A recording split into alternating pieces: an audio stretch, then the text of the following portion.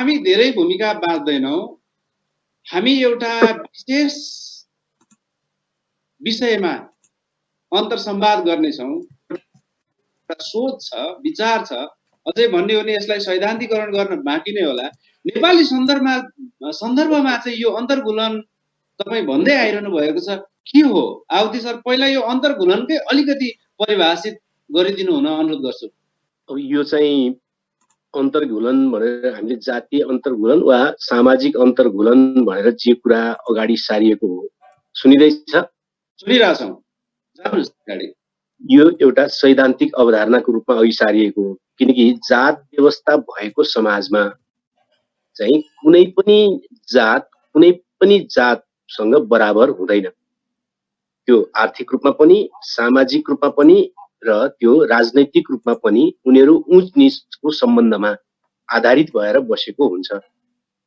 अब फेरि त्यो जाति पनि होइन, फेरि जातहरू त कास्टहरू हुन् अथवा पेशागत समूहहरू हुन् वा सामाजिक रूपमा तोकिएको एउटा निश्चित तह हो त्यो। र त्यो तहलाई भत्काउनु नै अथवा जात व्यवस्थालाई नै उन्मूलन गर्ने अवस्थामा पुग्नुलाई चाहिँ सामाजिक अन्तर्घुलन भनिएको हो। अझ त्यसलाई सरल भाषामा भन्दाखेरि चाहिँ नेपाली समाज तहगत संरचनामा छ। त्यो तहगत संरचनाको पनि सबभन्दा पिँधमा चाहिँ दलितहरू छन् र उनीहरूको मुक्ति के गर्यो भने हुन्छ भन्यो भने उनीहरूको चाहिँ कुन स्तरमा पुग्यो भने, समाज कुन ठाउँमा पुग्यो भने चाहिँ उनीहरूको मुक्ति हुन्छ त भन्यो भने तीनटा कुरा भयो भने हुन्छ। एउटा चाहिँ राजनैतिक रूपमा गैर दलित समुदाय जुन हैसियतमा छ, मोटामोटी त्यही हैसियतमा उनीहरू पुगेपछि एक। दोस्रो, आर्थिक रूपमा गैर दलित समुदाय जुन हैसियतमा छ, मोटामोटी त्यही हैसियतमा उनीहरू पुगेपछि। र सामाजिक सांस्कृतिक रूपमा चाहिँ किटान गरेर भन्दाखेरि चाहिँ अन्तर्जात वा अन्तर्जातीय विवाह हुँदाखेरि समाजले स्वागत गर्ने स्तरमा पुगेपछि। यो तीनवटा स्थितिमा पुग्नु भने चाहिँ मोटामोटी जात व्यवस्था नरहनु हो, हैन?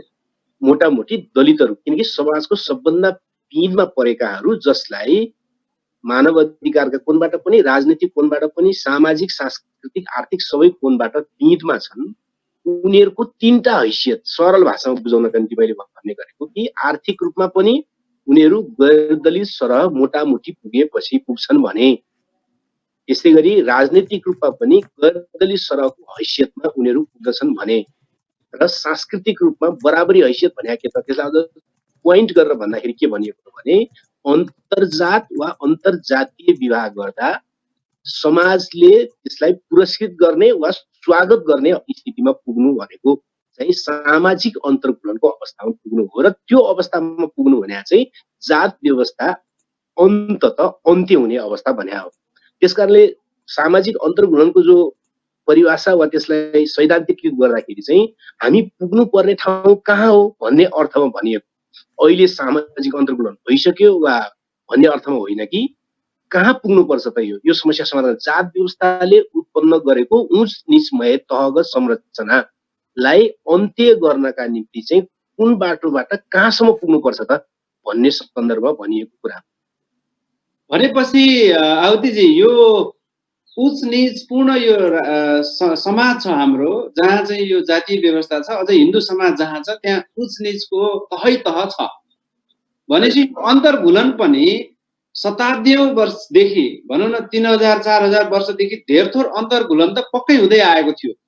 त्यो अन्तर्घुलन त्यसो भए समान किसिमले उच्च वर्गको चाहिँ बाट हुने अन्तर्घुलन र तलबाट हुने बराबरी नभइकन एउटा द्वन्द्वको अवस्थाबाट अन्तर्घुलन हुँदै आएको छ। त्यसो भए पहिलो कुरा चाहिँ हिन्दू समाजमा वा नेपाली समाजमा वा भारतीय समाजमा जहाँ जात व्यवस्थालाई मानिएको छ र राज्यले त्यसलाई मलजल गरेर राखेको छ, त्यहाँ सामाजिक अन्तर्घुलन हुँदै आएको नै छैन। त्यहाँ बरु एकले अर्कोलाई दमन गर्दै आएको। दमनलाई एकै ठाउँमा बस्नुलाई, एउटै गाउँमा बस्नुलाई चाहिँ त्यो अन्तर्घुलन भन्ने हो भने चाहिँ त्यो परिभाषाभित्र परेन। जस्तो कि हरेक परिवारभित्र बुहारीहरू त घरमै हुन्छन् नि, त्यही कोठामा सुत्या हुन्छन् नि, त्यसको मतलब बुहारी र चाहिँ बुहारीमाथिको उत्पीडन चाहिँ अन्तर्घुलन हो त त्यो त्यो त होइन, त्यो त उत्पीडन हो। उत्पीडित भएर पनि जेलमा पनि त मान्छे बस्छ नि त। भने त जेलमा बसेको मान्छे र स्वतन्त्र हिँडिरहेको मान्छे चाहिँ अन्तर्गुलित भयो हो त। त्यो त होइन। त्यो त एकले अर्कालाई दमन गरेको, एकले अर्कालाई उत्पीडन गरेको हो। त्यसकारण हिन्दू समाजमा वा नेपाली वा भारतीय समाजमा जहाँ जात व्यवस्था छ र जहाँ राज्यले त्यसलाई जोगाउनका निम्ति अनेक षड्यन्त्रकारी हत्याण्ड गर्दै आएको छ, त्यहाँ सामाजिक अन्तर्घुलन होइन, त्यहाँ सामाजिक रूपमा एकले अर्कालाई उत्पीडन, दमन र शोषण हो। त्यसकारणले यो सामाजिक अन्तर्घुलनको प्रक्रिया हिजोदेखि थिएन हो। त्यसभित्र विद्रोहीहरू छ होइन, त्यस गैर दलित समुदाय। आवतीजी, तपाईँ आफै राजनीतिक रूपले एउटा सक्रिय अभियन्ता हुनुहुन्थ्यो र एउटा शक्तिशाली तपाईँ पोस्टमा पनि पुग्नु भएको थियो। राजनीतिक रूपले तपाईँ पनि त्यसो भए अन्तर्घुलित हुनु भएको छैन, सामाजिक रूपले पनि छैन, आर्थिक रूपले पनि छैन, एउटा विद्रोहको मार्फतबाट मात्रै अन्तर्घुलनको प्रोसेसमा जान खोजेको मात्रै हो भन्न खोज्नुभयो? त्यो सरल कुरा हो नि, त्यो सत्य कुरा हो नि। त अहिले जसले जात व्यवस्थाको विरुद्धमा, त्यो दलित होस् वा गैर दलित होस्, जसले थोरै 1, 2, 3, 4 जति भए पनि पहल लिन्छ, व्यवहार गर्छ, त्यस दिशामा जान खोज्छ, तिनीहरू त विद्रोही त हुन् नि। तिनीहरू विद्रोही हुन् किनकि राज्यले त त्यसको जिम्मा लिएन नि हैन। राज्यले त पुरानो दमन, पुरानो असमानता, पुरानो छुवाछुत अथवा सबै प्रकारका विभेदहरूलाई त एक वा अर्को रूपमा त्यसले बहानाबाजी गराएर त्यसलाई निरन्तरता दिने काम गरिराखेको छ। त्यसैले राज्य त त्यसको पक्षधर भयो हैन। त्यसका नभइसकेपछि त त्यो सामाजिक व्यवस्था जहाँ उचनिच, उत्पीडन, दमन, अब बहिष्करण सबै प्रकारको भनौँ न, सबै प्रकारका हत्कण्डाहरू भइरहेको छ, त्यसको विरुद्ध जान चाहने, व्यवहार गर्न चाहने, त्यो दलित होस् वा गैर दलित होस्, तिनीहरू अहिले विद्रोहीकै त चरणमा छन् नि। उनीहरू संस्थापन त कहाँ बन्न सकेन, संस्थापन बन्न सकेन। संस्थापन यो त्यसो भए एउटा पहिला दार्शनिक रूपले नै कुरा गरौँ। यो अन्तर्घुलन जुन शब्द तपाईँ प्रयोग गरिरहनु भएको छ, अङ्ग्रेजीमा एसिमिलेसन भन्ने होला सायद, यो अन्तर्घुलनको तपाईँको जुन मान्यता छ, यो मानव जाति चाहिँ अब एउटा व्यक्ति स्वयं अथवा समुदाय चाहिँ प्राकृतिक रूपले नै अन्तर्घुलन चाहन्छ, अन्तर्घुलन खोज्छ, अन्तर्घुलनमा सहभागिता, सह अस्तित्व खोज्छ। तर शासक वर्गले चाहिँ त्यो अन्तर्घुलनमा समान अस्तित्व र सहभागिता दिन चाहँदैन र त्यहाँ द्वन्द्व भइरहन्छ। नेपाली समाजमा अहिलेसम्म पनि अन्तर्घुलनको पहिलो चरण पनि छेउमा नि पुगेको छैन भन्न खोज्नुभयो तपाईँ? मतलब अन्तर्घुलन भनेको चाहिँ के भन्या होइन त भने समन्वयवादी बन्ने भन्या होइन हैन, समन्वय गर्ने भन्या होइन हैन। अन्तर्घुलन भनेको चाहिँ के भयो भने अन्तर्घुलन हुन्छ त, यो प्रश्नको उत्तर खोज्या। के भयो भने अन्तर्घुलन, किनकि जात व्यवस्थामा छुट्टै छुट्टै जात व्यवस्था भनेको भाषिक छुट्टै समूह होइन हैन। जस्तो कि हिन्दू समाजभित्रको ब्राह्मण समुदायको चाहिँ भाषा र दलितको भाषा छुट्टै त होइन हैन। मैथिली बोल्नेछन् भने दुईटैको मैथिली हो, खस नेपाली बोल्नेछन् भने दुईटैको खस नेपाली हो। संस्कृतिको क्षेत्रमा पनि आधारभूत फरक छैन हैन। त्यस कारणले गर्दा उनीहरू जात मात्रै फरक, पेशागत र सामाजिक स्ट्याटस सहितको समूह मात्रै फरक भयो नि। त्यसकारणले उनीहरू छुट्टा छुट्टै इतिहासमा सधैँभरि बनिराख्नु त के को आधारमा बन्छन् त, बनिरहन सक्दैन। पछि उनीहरूलाई छेकेको भनेको निश्चित सांस्कृतिक चिजहरूले छेकिराखेका छ हैन। त्यो पनि कुरीतिमा चिजले छेकेका छ, आफ्नो चाहिँ पहिचानले छेका होइन नि। छुवाछुत त कुनै पहिचान हो र? त्यो त होइन। छुवाछुत कुनै पहिचान होइन। त्यो सानो म ठुलो भने चाहिँ कुनै पहिचान हो र? त्यो त कुरीति हो त्यो त हैन। त्यसकारणले त्यस्ता कुरीतिहरूका पर्खालहरूलाई भत्काउन सक्ने हो चाहिँ उनीहरू के हुन्छन् त भन्दाखेरि बराबरीका मानिसहरू हुन पुग्छन्। तर त्यो बराबरीको मानिस हुन पुग्नलाई चाहिँ समन्वयवादी ढङ्गले भने अत्याचार खबिराख्ने, एक मान्छेमाथि चाहिँ अत्याचार भइरहन्छ अनि ठिक छ भनेर चाहिँ अन्तर्घुलन भन्या त होइन नि। भन्या त के हो त भने उनीहरूका राजनीतिक अधिकारहरू खोसिएका छन्, त्यसकारण उनीहरूले राजनीतिक अधिकारहरू पाउनु पर्ने हुन्छ। उनीहरूका आर्थिक अधिकारहरू खोसिएका छन्, उनीहरू आर्थिक अधिकार पाउनु पर्ने हुन्छ र उनीहरूका शासित गरिनुपर्ने हुन्छ। यसो भयो भने चाहिँ समाज फेरि अन्तर्घुलित हुन सम्भव छ भन्या त यो हो नि। त्यसो भए करिब यो जात व्यवस्था यो जारी रहेको 3000 वर्षभन्दा अगाडि, तपाईँले त 3500 वर्षभन्दा अगाडि भनिरहनु भएको छ र तपाईँले अन्तर्घुलन चाहिँ एउटा विकल्प हो, सबभन्दा राम्रो, संघीयतामा पनि अब विशेष अधिकार सहित अन्तर्घुलनै हो हामी जाने भनेको, छुट्टै भूगोल, छुट्टै हाम्रो पहिचान खोजेर जाने पनि होइन पनि भनेर तपाईँले उकालो गरिरहेको पब्लिकेसनहरू हामी भेट्न सक्छौँ। यसो हो भने यत्रो लामो समयसम्म पनि अन्तर्घुलनै भएको छैन हाम्रो यो हिन्दू नेपाली समाजमा भन्नै ठोकुवा गर्न सकिन्छ? सकिन्छ, किन नसकिने र? मतलब केही सुधारहरू, केही सामान्य सहर बजारमा केही हल्का हल्का कुराहरू होइन, केही शिक्षाको क्षेत्रमा केही अधिकारहरू, केही राजनीतिक क्षेत्रमा केही प्रतिनिधित्वहरू यस्तो भएका छैनन् भन्ने कुरा होइन। यी सामान्य सुधारको प्रक्रिया त भइ नै रहन्छ होइन। राजा महेन्द्रले त लेख्नका निम्ति चाहिँ छुवाछुत छैन भनेर लेखिदिएको थियो भनेपछि होइन, यत्रो गणतन्त्रको युगमा यत्रो बलिदानपछि चाहिँ केही पनि नलेख्ने भन्ने त हुन सक्दैन थियो र केही न केही चाहिँ हल्का फुल्का परिवर्तन हुँदैन भन्ने पनि हुन सक्दैन थियो। त्यो त हुने भयो, तर त्यो आधारभूत चरित्र फेरबदल भएन। नेपालको राज्यले र भारतको पनि राज्य सधैँ गाँसेर हेर्नुपर्ने हुन्छ। दुईटै राज्यले चाहिँ जात व्यवस्थाको आधारभूत उत्पीडनको चरित्रलाई चाहिँ पटक्कै काँडाले जति पनि घोत्न चाहेनन्। उनीहरूले त्यसलाई जस्ताको तस्तै बाँकी राख्न चाहे। त्यस्तो किन भयो त? फेरि म दुईटा कुरा गर्न चाहन्छु। त्यस्तो किन भयो त भने दक्षिण एसियामा सामन्तवादका विरुद्ध जो आन्दोलन चल्यो, चाहे त्यो कम्युनिस्ट आन्दोलन होस्, चाहे त्यो लोकतान्त्रिक भनिने पुँजीवादी आन्दोलन होस्, त्यो दुईटैले यहाँको सामन्तवादलाई चाहिँ जात व्यवस्थामा आधारित सामन्तवाद हो भनेर पहिचान नै गर्न सके। यहाँनिर छ समस्या होइन। कतिपय मान्छेहरूले भन्छन् कि गैर दलितको नियतै खराब, जस्तो ढङ्गले त्यो कुरा गर्ने गर्छन्। म त्यसरी कुरा गर्छु, नियत खराब हुने गैर दलित भित्र पनि मान्छे हुन्छन्, नियत खराब हुने कतिपय दलित भित्र पनि हुन्छ होइन। नियत असल हुने दलित भित्र पनि हुन्छन्, नियत असल हुने गैर दलित भित्र पनि हुन्छन्, त्यो अर्कै विषय। समस्या नियतमा भन्दा म सिद्धान्तमा देख्छु र विश्लेषणमा देख्छु, व्याख्यामा देख्छु, अथवा यो दक्षिण एसियाली समाजको सामन्तवादको विश्लेषणमा देखिन्छ। उनीहरूले के गरे त भन्दाखेरि यो सामन्तवाद भने चाहिँ युरोपको जस्तो होइन, अथवा रुसको जस्तो वा चीनको जस्तो जात व्यवस्था नभएको समाजको सामन्तवाद जस्तो ढङ्गले बुझ्न पुगे, जसको कारणले के भयो त भने त्यो सामन्तवादलाई अन्त गर्नका निम्ति पनि उनीहरूले समूल रूपमा नीति लिए। अन्त जे नीति लिएको थियो पुँजीवादी नीति लिइसकेपछि भइहाल्छ होइन। भातृत्व, स्वतन्त्रता इत्यादिको नारा दिने बित्तिकै त स्वत पुँजीवादमा हामी गइहाल्छौँ र सब भइहाल्छ भन्ने भयो। तर यो दक्षिण एसियाको हिन्दू वर्ण व्यवस्थामा आधारित सामन्तवाद चाहिँ जात व्यवस्थामा आधारित थियो।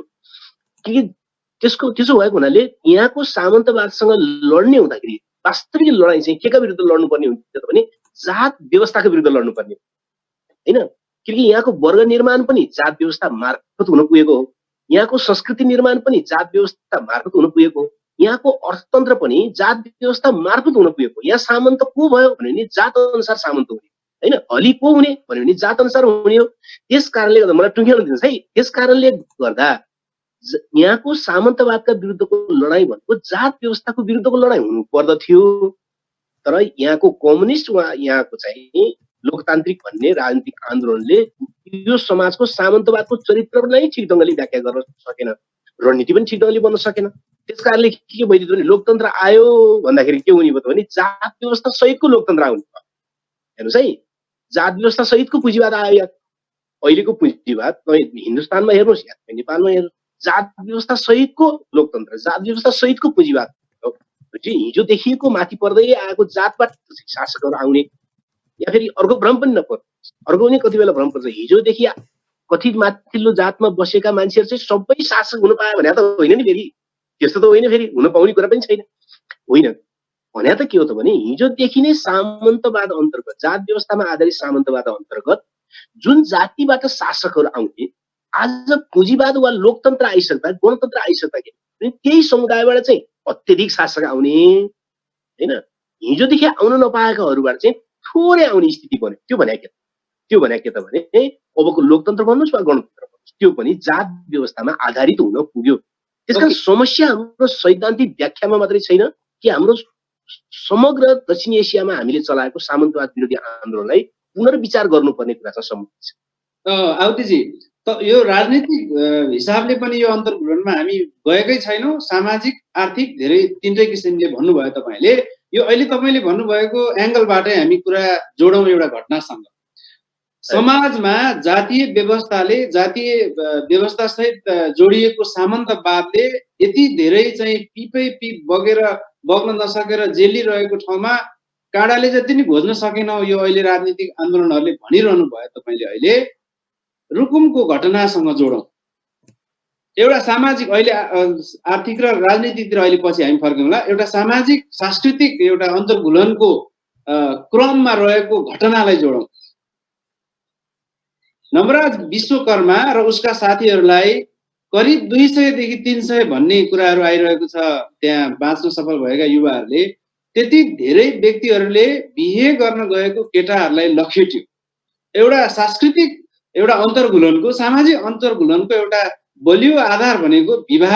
एउटा केटाले आफूलाई मन परेको केटी बिहे गर्न पाउँछ, एउटा केटीले मन परेको केटोसँग बिहे गर्न पाउँछ भन्ने जुन अधिकार थियो, भलै त्यहाँ उमेरको कुराहरू छन्, त्यसलाई तोड्नको लागि एउटा ठुलो जमात चाहिँ उर्लिएर आयो भनेपछि त यसलाई तपाईले कसरी हेर्नु भएको छ? र त्यही कुरामा चाहिँ ठुल्ठुला हाम्रा टावर फिगरिङहरू, प्रखर वक्ताहरू, सभासदहरू, पूर्व मन्त्रीहरू पनि त्यसको एउटा लाइनबाट बोल्दै हुनुहुन्छ। यसलाई कसरी हेरिरहनु भएको छ तपाईले? यो अन्तर्घुलन र त्यो अहिलेको घटनालाई जोड्नुस् त। हैन, हामीले भन्दै आएको जो जात व्यवस्था र त्यसमा आधारित आधारभूत उत्पीडन चाहिँ कायम छ, त्यसलाई राज्यले चाहिँ झन् मलजल नयाँ ढङ्गले गरिराखेको छ भन्ने विश्लेषणको पुष्टि हुने घटना हो यो, हैन? पुष्टि हुने घटना हो। कसरी त भने यसका 3-4 कुरा म 1, 2, 3, 4 गरेर राख्न चाहन्छु। कि पहिलो कुरा, त्यहाँ प्रेम र विवाह सम्बन्धी विषय भयो। दुईटै किशोर उमेरका केटाकेटीहरू भए। उनीहरूले छिटो बिहे गर्न चाहने हतारो गरेको र उमेरका कारणले मात्रै अभिभावकलाई चाहिँ एकदम समस्या भएको हो भने किशोरहरूलाई सिङ्गो राज्य लागेर, सिङ्गो समाज लागेर चित्त बुझाउन नसक्ने, उनीहरूलाई सम्झाइ बुझाइ गरेर पछि गरौला भनेर भन्न नसकिने भन्ने कुरा त्यो हुनै सक्ने कुरै होइन। त्यो स्वाभाविक रूपमा सकिन्थ्यो। त्यसकारण विषय यहाँ उमेरको छैन, हैन? विषय यहाँ प्रेमको छैन, विषय यहाँ जातको छ। सरल भाषामा जातको छ। त्यो यताउति लपन छपन गरेर केही अर्थ लाग्दैन, हैन? अब घटनाक्रम, अब त्यसपछि उनीहरू चाहिँ हुल बाँधेर अर्काको घरमा गए भने चाहिँ उनीहरू घरमा पुगेका पनि होइनन्। उनीहरू त्यहाँ सँगै जाने भनेको उनीहरू पुग्न आँटेका थिए, त्यसपछि नै गाली गलौज सुरु भइहाल्यो। त्यसपछि उनीहरू फर्केपछि धेरै पर आइसकेपछि 10-15 मिनटको बाटो तल फेदीमा आइसकेपछि योजनाबद्ध रूपमा आक्रमण गरिएको कुरा हो। त्यसकारण त्यो भइपरि आउने झगडा पनि हुन्छ नि, रिसरिसमा भइपरि आउने परिवारको झगडा पनि त्यो होइन। भनेपछि एउटा खास समाजका मान्छेहरूमा चाहिँ अर्को खास समाजका मान्छेहरूले योजनाबद्ध रूपमा हत्यासम्म आउने, त्यो त सामूहिक हत्या हो नि, जे भने नरसंहार नै हो त्यो एक प्रकार। र त्यो सामूहिक हत्या हो। त्यहाँ कुन कुन जातिका मान्छे परे त्यो बेग्लै कुरा हो। मुख्य कुरा के कारणले हो त भन्दाखेरि चाहिँ दलितले हाम्रो छोरी ताक्यो, हामीले पुलिस थानामा लगेर एक दिन थुनेर अहिले हुँदैन भनेर फर्काउँदाखेरि पनि फेरि फर्केर आयो। मुख्य कुरा त यो हो नि, मुख्य कुरा यही हो। भनेपछि त्यसले के देखाउँछ त भने समाजको हाम्रो पीठको बनावट र त्यहाँको मानसिकता, कथित उच्च जातीय मानसिकता, अहङ्कारवादी मानसिकता चाहिँ कुन स्तरमा बसेको छ भन्ने देखाउँछ। दोस्रो कुरा। तेस्रो कुरा, त्यहाँ फेरि को छ भन्दाखेरि वडा अध्यक्ष पनि छ र चाहिँ पुलिस पनि छ, दुईटै छ, हैन? वडा अध्यक्ष पनि पुलिस पनि। र सिङ्गो समाजले घेरिकन तीनतिरबाट घेरेर कुटेर मारेर भाग्दै भेरीमा हिँडिसकेका मान्छेले पनि समातेर ल्याएर हँसियाले कोपेर अनि पुलिसले चाहिँ सिटी बजाएर तमासा हेरिराख्ने र वडा अध्यक्ष पनि त्यहाँ संलग्न हुने भनिसकेपछि यो त सिङ्गो राज्य भयो नि। पुलिस पनि छ, हैन?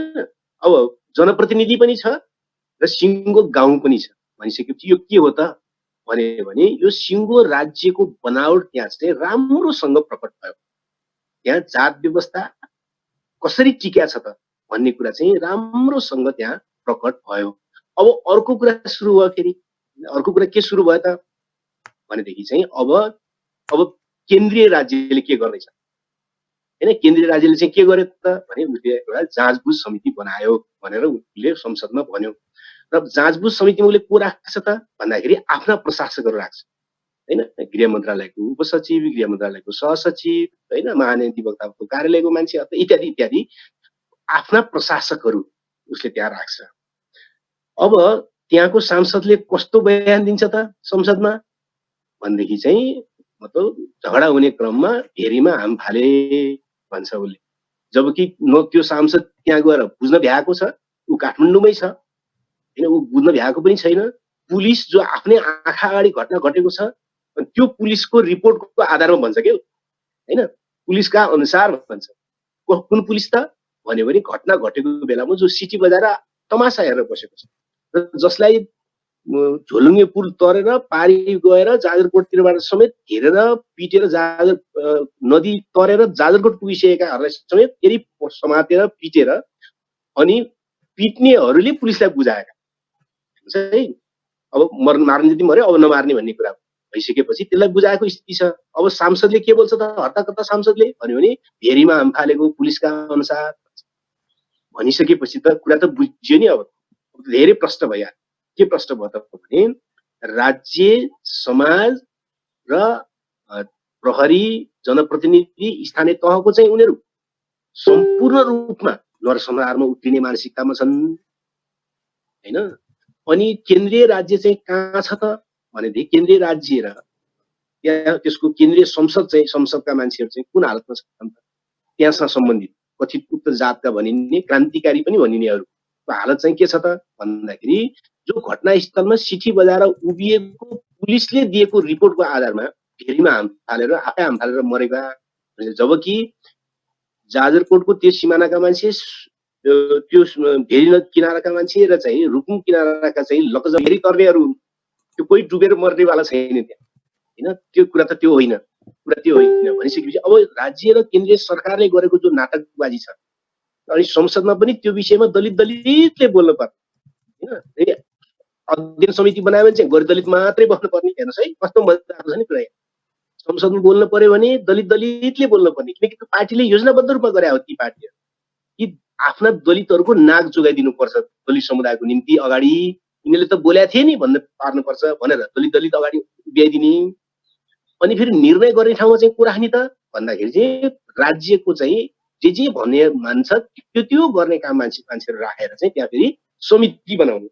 त्यहाँ त कोही दलित प्रतिनिधि राख्ने कुरा हुँदैन, त्यहाँ त प्रशासक राख्ने कुरा हुन्छ भनिसकेपछि अब हेर्नुहोस् है अब के हुन्छ त यो। अब के हुन्छ त, सांसद भेरीमा हाम फाल्ने हैन, पुलिस आफै त्यही बेला उभिया छ त उसले त भन्ने भइहाल्यो हैन। अब त्यसपछि वडा अध्यक्ष लगायतका प्रशासक प्रतिनिधिहरू आफै घटनामा संलग्न भएका छन्, उनीहरूले भन्ने भइहाले। अब हेर्नुहोस् न पुलिसमा चाहिँ यथेष्ट दलितहरूको सहभागिता छ, न न्यायालयमा सहभागिता छ हैन, न त पोस्टमार्टम गर्ने बेलामा त्यहाँ चिकित्सकहरू उनीहरू हुनेवाला छन्। अब अन्तत कतातिर जाने भयो त यो भन्दाखेरि अब पारिवारिक झगडा भयो हैन। अर्को गाउँका ठिटाहरू आएर चाहिँ एउटा गाउँमा चाहिँ हुलत गरे लकडाउनको समयमा त्यस कारणले सबै गाउँलेहरूले चाहिँ त्यसो नगर भनेर हकार पकार गरे। त्यस्तै विपक्षी झगडा भयो, झडप हुँदाखेरि भागाभाग हुँदाखेरि केही मान्छे भेरीमा हाम फाल्ने क्रममा उनीहरूको मृत्यु भयो भन्नेतिर जाने भयो। हेर्नुहोस् है, भनेपछि राज्य अब कता लाग्ने सम्भावनातिर गयो त भन्दाखेरि सामूहिक हत्याकाण्डलाई जात व्यवस्थाको आधारमा जातीय दमन नै हो यो, सिधा अरू केही पनि होइन नि हैन।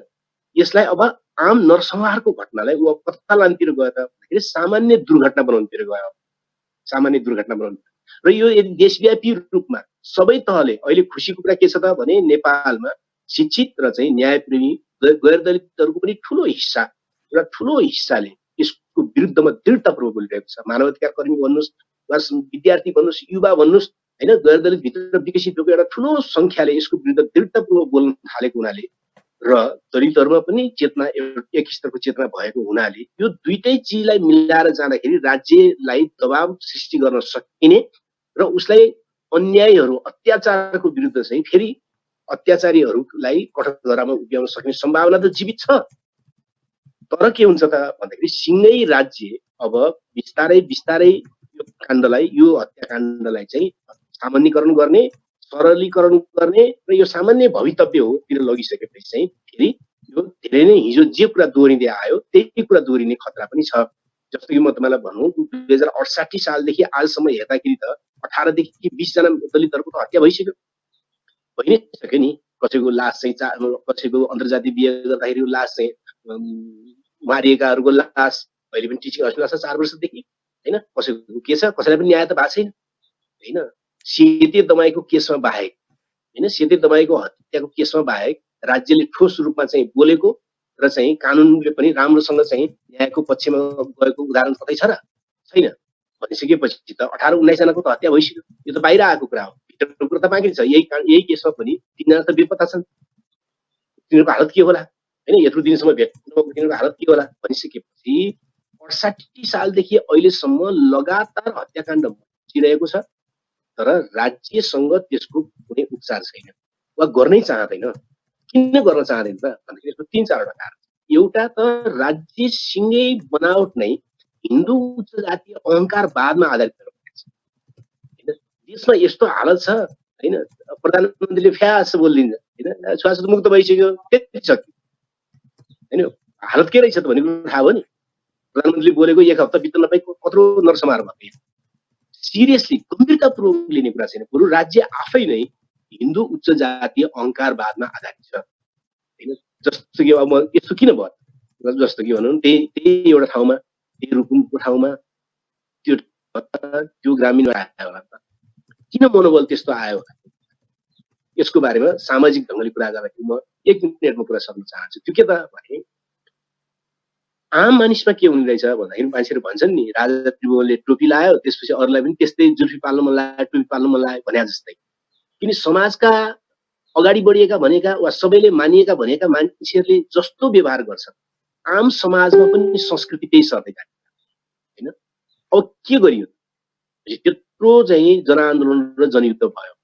त्यो जनयुद्धले रुकुम रोल्पा जस्तो ठाउँहरूमा चाहिँ दलितहरूको हैसियतमा वात्तै वृद्धि गरेको थियो।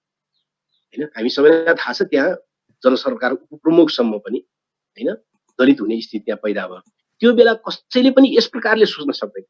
हैन, यिनीहरू पनि मान्छे हुन्, हामीभन्दा लड्न सक्छन्, हामी जस्तै लड्न सक्छन्, बलिदान गर्न सक्छन् भन्ने एउटा ठुलो भाव पैदा भयो। त्यस्तो किन पैदा भयो भन्दाखेरि त्यो पार्टीको नेतृत्वले, त्यो पार्टीको नेतृत्व मण्डलीले दलितहरूलाई अगाडि बढाउन जुन भूमिका खेल्यो त्यसले आम समाजमा एउटा चेतना के गयो त भने होइन, यिनीहरू पहिलेको जस्तो मान्छे होइन, यिनीहरू जे पनि गर्न सक्ने अरू जस्तै मान्छे हो भन्ने एउटा ठुलो भाव पैदा भयो। त्यसकारण त अन्तर्जातीय बिहेका लहर सुरु भयो। हैन, तर जब शान्ति प्रक्रियामा आउँदै गर्दा र संविधान बनाउँदै गर्दा क्रमशः दलितहरूमाथि अत्याचार सुरु भयो, अन्याय सुरु भयो, षड्यन्त्र सुरु भयो र त्यही पार्टी जनयुद्ध लडेर आएका पनि, जनआन्दोलन गरेर आएका पनि, कम्युनिस्ट भन्नुहोस् वा काङ्ग्रेस भन्नुहोस्, सबैले क्रमशः दलितहरूको विरुद्धमा काम गर्दै जानु थाले। थाहा भयो मान्छे जस्तो तपाईँ भन्नुहोस् न, पहिलो संविधान सभामा दलितहरू कतिजना जिते? 7-8 जना त प्रत्यक्षबाट जिते नि, हैन। तर दोस्रो संविधान सभामा आउँदाखेरि दलितहरूको संख्या स्वाटै घट्यो, किनकि उम्मेदवारै दिन छोडे। अब अहिलेको चाहिँ संविधान अनुसारको चुनावमा जाँदाखेरि त दलितहरूको उम्मेदवारी भने 1-2 जनामा सीमित भयो।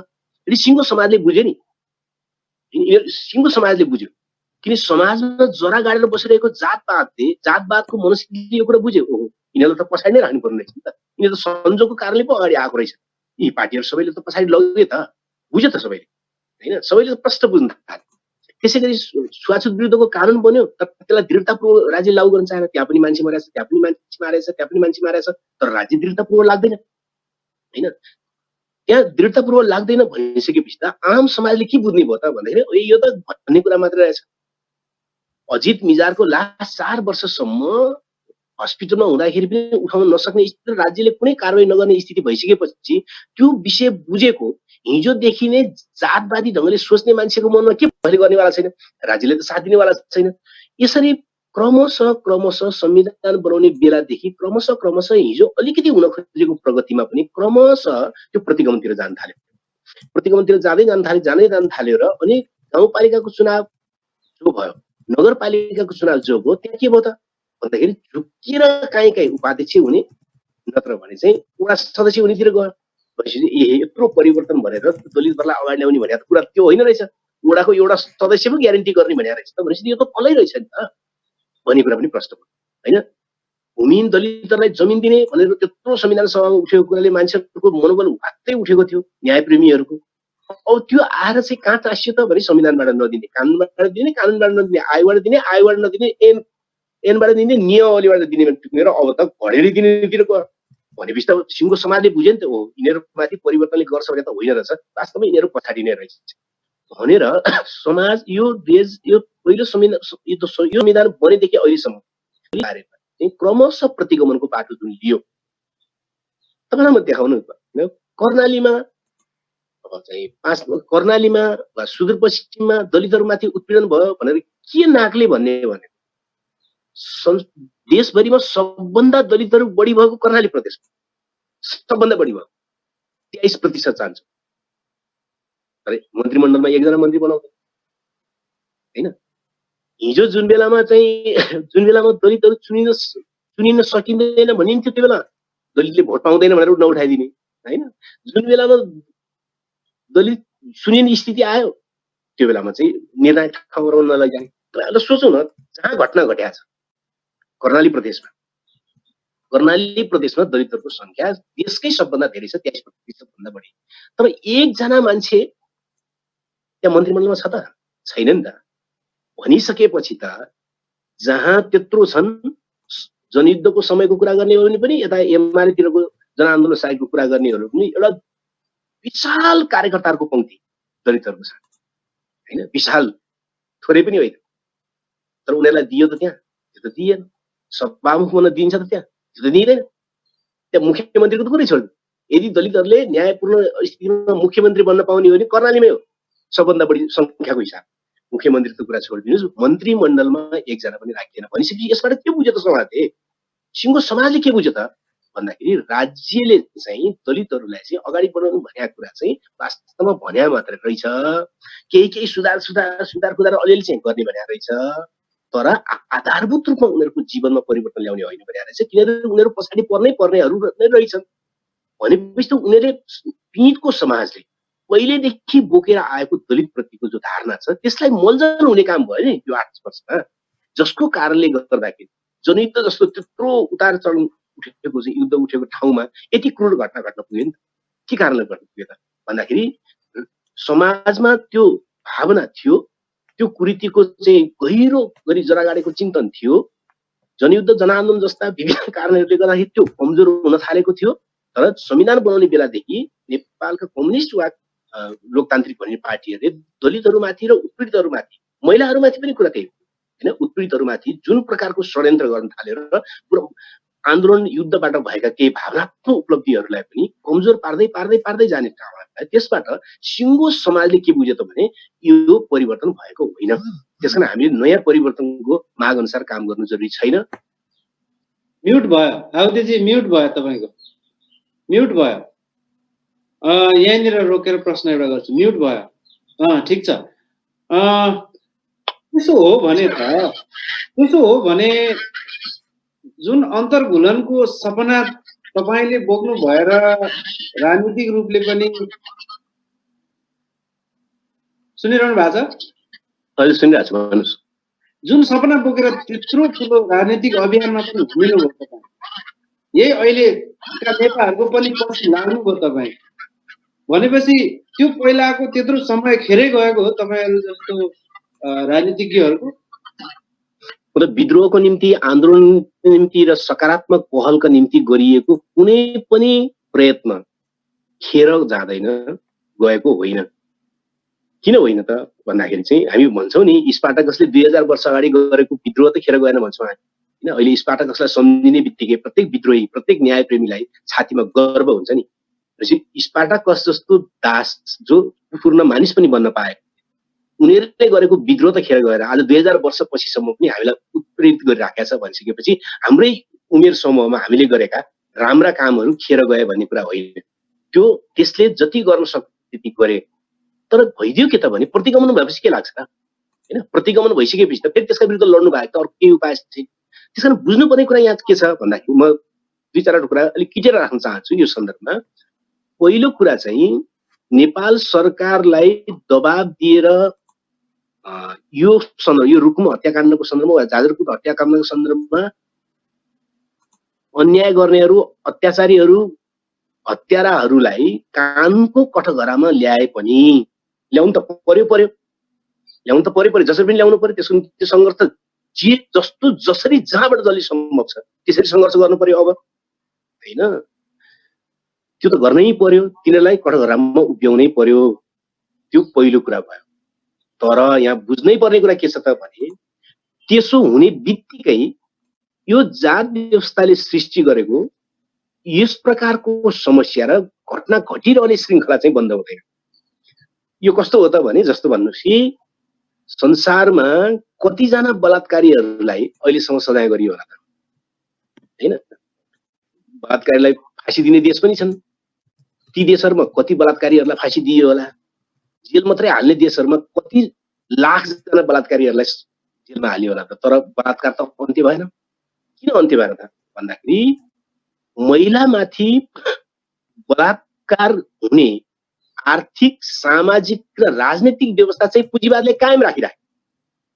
बलात्कारी पुरुषको उत्पादन चाहिँ कायम राखिराख्यो अनि त्यसमध्येको बलात्कारमा पक्रिएकोलाई मात्रै सजाय दिने गर्छ, जसको कारणले गर्दाखेरि बलात्कारको अन्त्य भएन।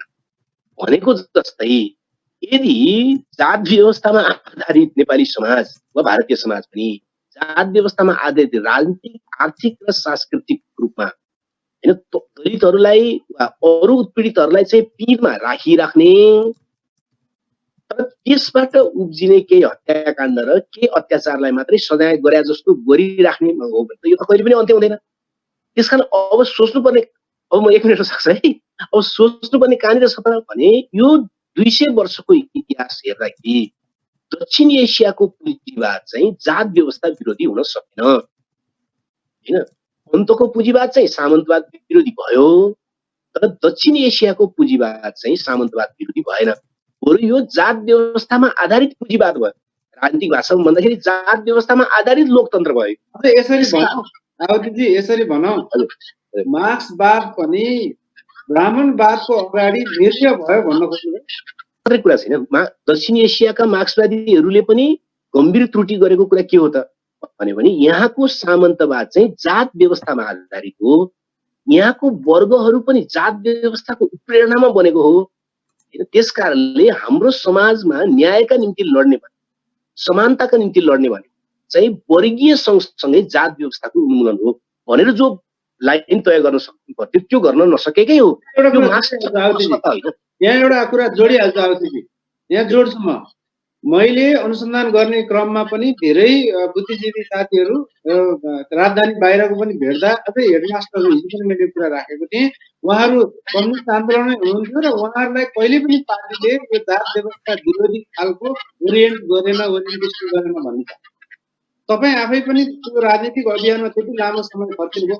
तपाईँहरूले चाहिँ खास चाहिँ तपाईँको राजनीतिक संस्थाबाटै निर्णय गरेरै केन्द्रीय, क्षेत्रीय, तपाईँको जिल्ला स्तरीय जात व्यवस्था विरोधी ओरिएन्टेसन गर्नुभयो, प्रशिक्षण दिनुभयो। अहिलेसम्म हामीले पुरानो राजनीतिक आन्दोलनमा हामी जति हेर्यौं त्यहाँभित्रको हाम्रो प्रयत्न केमा गयो त भन्दाखेरि राजनैतिक पार्टीहरूलाई दलित विषय चाहिँ पनि राजनीतिको केन्द्रीय विषय हो भनेर स्वीकार गराउनमा गयो, हैन? पहिलो कुरा त्यो विषय स्वीकार गराउनमा गयो। विशेष 40 सालपछि, क्योंकि हामीले याद गर्नुपर्छ 2043 सालसम्म नेपालमा कुनै पनि राजनीतिक पार्टीले यो विषयलाई औपचारिक रूपमा उठाउँदैन।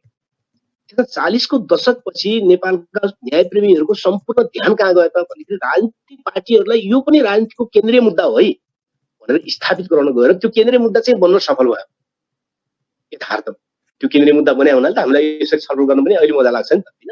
केन्द्रीय मुद्दा बन्न त्यो सफल भयो। त्यसकारण त्यो पुस्ता असफल भयो भन्ने हो। तर त्यो पुस्ता हामीले पनि विगतमा के चाहिँ व्यवस्थित गर्न सकेनौं त? हामी कसैले पनि सकेनौं। के सकेनौं भने नेपालमा सामन्तवादका विरुद्धको लडाई भन्ने चाहिँ जात व्यवस्था विरुद्धको लडाई हो भनेर हामीले जो सिन्थेसिस गर्न सक्नुपर्ने हामीले त्यो विगतमा गर्न सकेनौं। त्यसकारण त आज गर्नुपर्ने भयो, हैन? आज हामी केही वर्षदेखि 10-12 वर्षदेखि त्यो निष्कर्षमा हामी सबै छौं, धेरै जसो पुगेका छौं कि जात व्यवस्थाको विरुद्ध नै अब नलडिकन नेपालको सामन्तवाद पनि अन्त्य हुँदैन र नेपालमा जात व्यवस्थामा आधारित जो पुँजीवाद बनेको छ, लोकतन्त्र भने पनि पुँजीवाद भने जो बनेको छ, त्यसलाई त्यसका विरुद्ध लड्ने हो भने पनि यो अवधारणा विकसित नगरिकन लड्न सकिँदैन भन्ने कुरा हामी त्यो निष्कर्षमा पुगेका छौं। त्यसकारणले आवश्यकता के भयो त? आवश्यकता के भयो भने 200 वर्षको दक्षिण एसियाको पुँजीवाद, कम्पनी सरकार आइसकेपछि त पुँजीवादै आएको हैन? भनेपछि 200 वर्षभन्दा बढीको पुँजीवाद, भारतमा नयाँ संविधान लागू भएको, यो संविधान लागू भएको पनि 70-75 वर्षको इतिहास, र नेपालमा चाहिँ 46-47 सालपछि मात्रैलाई पनि पुँजीवादलाई हिसाब गर्ने हो भने हामी अहिले मोटामोटी चाहिँ पुग्यौं 25-30 वर्षमा हैन। भनिसकेपछि यो बीचमा यो 75 वर्षको बीचमा चाहिँ दक्षिण एसियामा पुँजीवादले के गर्यो त भन्यो भने त्यो पुँजीवादले जात व्यवस्थालाई सहभरण गर्यो। हेर्नुस् है, त्यसको विरुद्ध लड्यो। बरु त्यसलाई सहभरण गरेर पुँजीवाद नै जात व्यवस्थाको आधारमा चलाउनु। आज नेपालमा त्यही सुरु भयो। हेर्नु न तपाईले अब कोरोना भन्ने यत्रो महामारी छ भनेर हल्ला छ हैन, गरिएको छ, तर चाहिँ त्यसको नियन्त्रण गर्ने बनाए समितिमा देख्नुहुन्छ तपाईँ एकजना महिला देख्नुहुन्न नि। सबै चाहिँ पुरुष चाहिँ त्यहाँ बस्छन्, उनीहरूले हिसाब गर्छन् हैन। भनेपछि त्यो के भएको त भन्यो भने अब हिजोको जात व्यवस्थामा आधारित पितृ सत्तामा आधारित जुन खालको चाहिँ समाज हो, संस्कृति हो, त्यसैको आधारमा अब पुँजीवाद चलाउ भन्ने कुरा आयो हैन। त्यसो भएको हुनाले म त के भन्छु भने 100 वर्षको बीचमा 75 वर्ष भनेको पौने 100 वर्ष हो। पौने 100 वर्ष भनेको युग हो, एक युग हो करिब। सिङ्गो एक युग दिँदाखेरि पनि यो लोकतन्त्र नामको पुँजीवादले जात व्यवस्थाको विरुद्धमा एउटा घाउ पनि पार्न सकेन। भारतमा पनि सकेन, यहाँ पनि सकेन। आज प्रत्येक पार्टीभित्र महिलाहरू र दलितहरू छुट्टै बस्यो भने गुनासो बाहेक केही पनि नगर्ने स्थिति पुग्यो। गुनासो बाहेक आजै मैले यहाँनिर जोड्छु, गैर दलित बुद्धिजीवी एउटा तह तत्कालले त सबै जसो हटिसक्यो, अलि बाँकी मात्रै भन्छन् नि त। अनि भन्न त जे भने नि भनी हैन, भन्न त जे भने नि भयो। मैले भने 20 सालमै भने भने राजा महेन्द्रले अब जातपात हुँदैन भनेर, छैन भनेर 20 सालमै भने भने भनेर हुन्छ र? हेरे भइहाल्यो नि उदाहरण। मैले भने त 68 सालदेखि नेपाल सरकारकै तथ्याङ्क अनुसार 18,000 त मारिसक्यो। के ठट्टा हो र त्यो? त्यसकारणले भन्नका निम्ति जे भनेर भएन, यथार्थमा के हो त त्यो हेर्न पर्यो नि। यथार्थमा त त्यही हो, त्यसकारण मेरो भनाइ चाहिँ अब हामी सबैले सोच्नु पर्ने, समाजशास्त्रमा काम गर्नेले पनि, राजनीति शास्त्रमा काम गर्नेले पनि, सबै क्षेत्रमा काम गर्ने सोच्नुपर्ने कुरा के हो त भने यो पुँजीवाद जसलाई लोकतन्त्र भनियो, यो पुँजीवादलाई दक्षिण एसियाली समाज 75 वर्षको निम्ति दिइयो र यसलाई राम्रो बनाऊ भनेर। तर 75 वर्षपछि पनि यसले के गर्यो त भने यसको सबभन्दा पीडमा रहेको दलितहरूलाई जस्ताको तस्तै राख्यो हैन, जस्ताको तस्तै राख्यो। र आजको युगमा समेत सामान्य प्रेमको मामलामा कुटी सामूहिक हत्यामा पर्नुपर्ने स्थितिमा राख्यो। भनिसकेपछि प्रश्न कहाँ उब्जाउनु जरुरी छ त भन्दाखेरि यो हाम्रो सिङ्गो सिस्टममा समस्या है। राजनीतिक पार्टीको सिस्टमको कुरा गर्ने हो भने उनको संगठनात्मक प्रणालीमै समस्या छ, जहाँ उत्पीडितहरू माथि आउनै सक्दैन, निर्णायक पोस्टमा जानै सक्दैन। तपाईँले यहाँ बोलिरहनु भएको कुरामा है एउटा प्रश्न आएको भनेर जोड्न चाहन्छु। एकजना नाम उल्लेख नगरिदिनुहोस् भन्दै प्रश्न हाम्रो इनबक्समा पठाउनु भएको छ। गैर दलित समुदायबाट हुनुहुन्छ।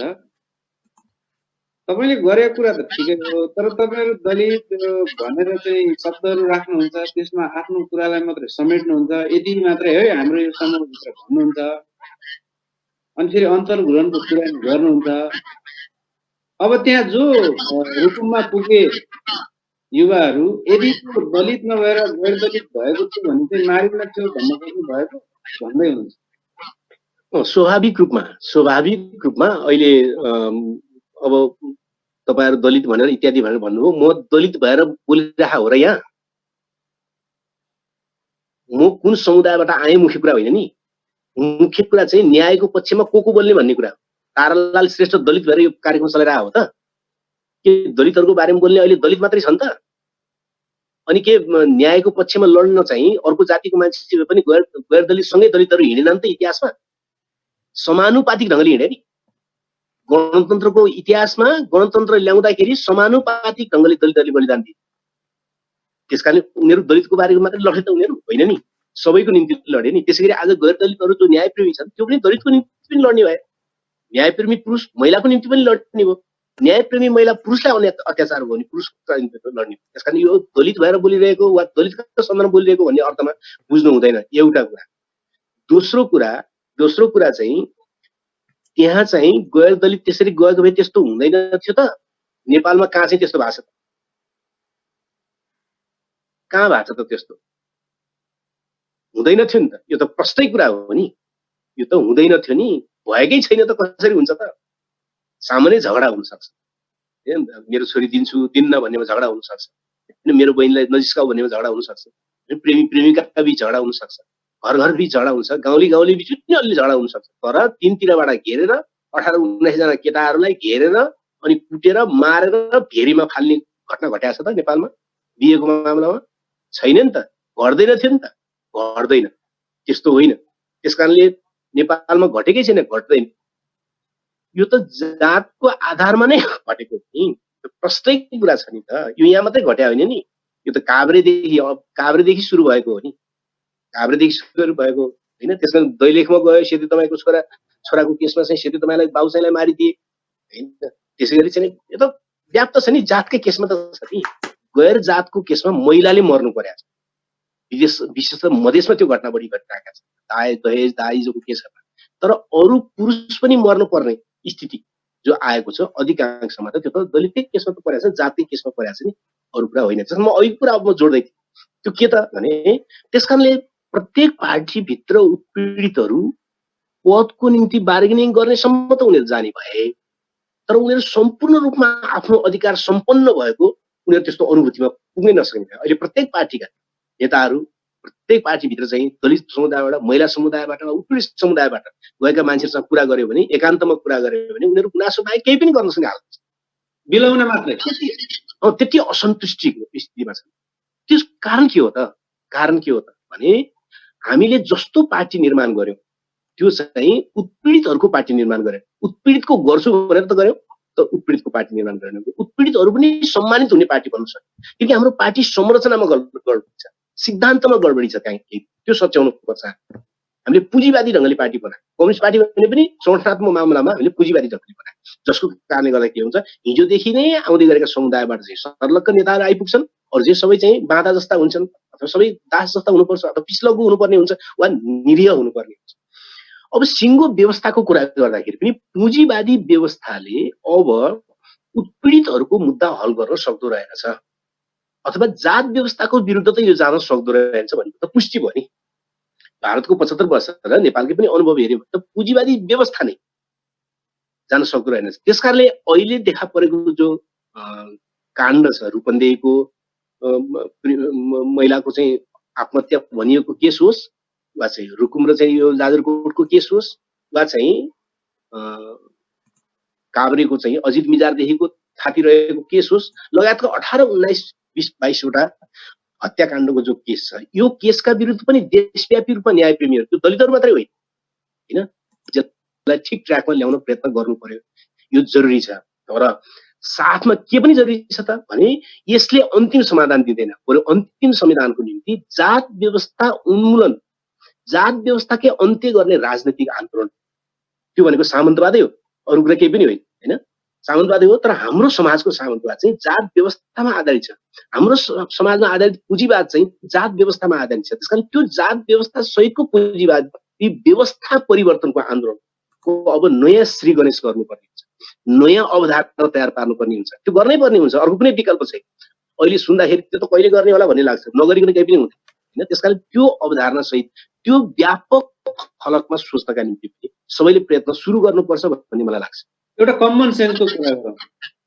हजुर भन्नु। तपाईले दलन चलचित्र, चलचित्रको स्क्रिप्ट लेख्नुभयो, त्यहाँ पनि अन्तर्घुलनका कुराले निकै ठुलो पीडा खेपेको कथाहरू छन्, जुन आजभन्दा दशकौं पहिलाका स्टोरीहरू अझै पञ्चायतदेखि 46 अगाडिका स्टोरीहरूलाई बढी हाइलाइट गर्नुभएको छ। त्योभन्दा दर्दनाक घटना आज घट्यो। तपाईहरूले भन्नुहुन्थ्यो कि यो अन्तर्घुलनमा अगाडि बढ्नुपर्छ, तपाईहरुकै सिद्धान्त अनुसार अगाडि बढ्दा यस्तो हालत पुग्छ नि त, त्यो त झन् खतरा परिस्थिति आउँदो रहेछ। त्योसँग लड्ने कुरा चाहिँ के सिकाउनु भएको होइन? हामीले भनेको अन्तर्घुलनको लक्ष्यतिर अगाडि बढ्दाखेरि यो घटना घट्या होइन नि त, त्योतिर नजाँदाखेरि यो घटना घट्या हो नि। अहिलेको प्रश्न पनि मैले भनेको छु, यो कुरा समाजलाई अन्तर्घुलनतिर लाने भनेको त उत्पीडितहरू र अधिकारविहीनहरू, बहिष्कृतहरूलाई उनीहरूका अधिकारहरूद्वारा सम्पन्न गर्ने कुरा हो। सम्पन्न गरेपछि नै अन्तर्घुलन हुने हो, होइन? सम्पन्न गर्ने यात्रामा चाहिँ विगतमा जनआन्दोलन जनयुद्धको कारणले अलिकति मनोविज्ञान जो उठेको थियो उत्पीडितहरूमा र उत्पीडनकारीहरूमा चाहिँ एउटा प्रश्न चिन्ह उठिएको थियो कि ओहो उनीहरू पनि अगाडि आउन सक्दो रहेछ, हामीले सम्मान गर्नुपर्ने रहेछ भनेर नयाँ भाव जो देखा पर्न थालेको थियो। त्यसलाई चाहिँ क्रमशः संविधान बनाउने बेलादेखि नै त्यसलाई कमजोर पार्दै पार्दै पार्दै लगियो भनेको त कहाँ चाहिँ त्यसरी कमजोर पार्नु भने चाहिँ अनि अन्तर्घुलनको सिद्धान्त लागू गर्न गएको हो त, त्यो लागू नभएको उल्टेको हो नि त्यो त।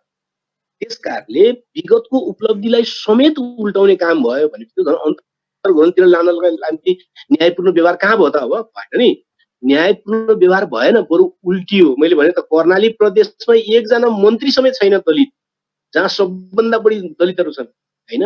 वडामा एउटा चाहिँ झुन्डाइदिएको छ हैन, अनि वडा अध्यक्षले नै अफिसभित्र ल्याएर गालामा ठोक्छ हैन। यस्ता छरपष्टि आइसक्यो नि त। भनिसकेपछि चाहिँ यो 10-12 वर्षको बिचमा चाहिँ झन् भएका उपलब्धिहरू पनि उल्टिने प्रतिक्रान्ति र प्रतिगमनको दिशामा गयो, जसको कारणले सिङ्गो समाजको पुरानो चेतना झन् अगाडि आउने, झन् कठोर भएर अगाडि आउने स्थिति चाहिँ बन्यो। यो अन्तर्घुलनको सिद्धान्ततिर अगाडि बढेर दुर्घटना भएको होइन, बरु त्योतिर नगर्दाखेरि यस्तो भएको हो।